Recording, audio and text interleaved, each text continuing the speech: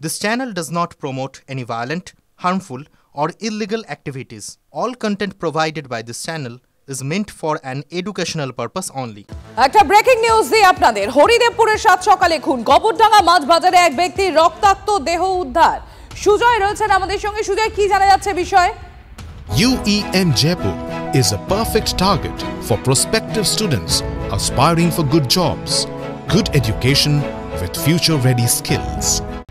দেখো, যেটা জানা যাচ্ছে হরিদেবপুর থানার অন্তর্গত কবরডাঙ্গা যে বাজার, সেই কবরডাঙ্গা বাজার সংলগ্ন জায়গায় এক ব্যক্তিকে, মধ্যবয়সী এক ব্যক্তিকে কুপিয়ে মাথা থেতলে শরীরের একাধিক জায়গায় আঘাত করে খুন করা হয়েছে এবং স্থানীয় বাসিন্দারা সকালে মৃতদেহ দেখতে পায়, পুলিশে খবর দেয়।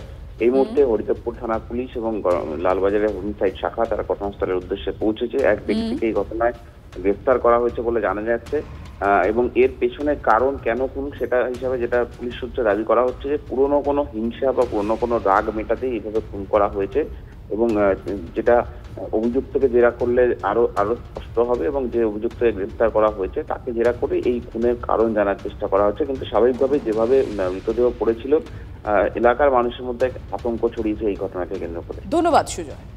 বাবাকে না পেয়ে ছেলেকে গ্রেফতার, বিজেপি নেতা রাকেশ সিং এর ছেলে শিবম গ্রেফতার। সুশোভন রয়েছেন আমাদের সঙ্গে। সুশোভন, কি কারণে এই গ্রেফতারি, কি জানা যাচ্ছে? পুলিশ অনেকদিন ধরে খোঁজ করছে রাকেশ সিং এর। বিভিন্ন জায়গায় পুলিশ কার্যত তারা বিভিন্ন ইলেকট্রনিক ডিভাইস তারা ইউজ করছে। রাকেশ সিং কে পুলিশ দেখতে পায় যে সে একটি গাড়ি ব্যবহার করছে। পরবর্তীকালে পুলিশ যখন যায় তখন রাকেশ সিং কে পাওয়া যায়নি এবং গাড়িতে তল্লাশি করা হয় এবং গাড়ির চাবি কিন্তু তার ছেলের কাছেই পাওয়া যায়। এমনকি গাড়ি যে নামে সেটা কিন্তু তার ছেলেরই নামে। স্বাভাবিকভাবেই জিজ্ঞেস করা হয় যে রাকেশ সিং মানে তার বাবা কোথায়।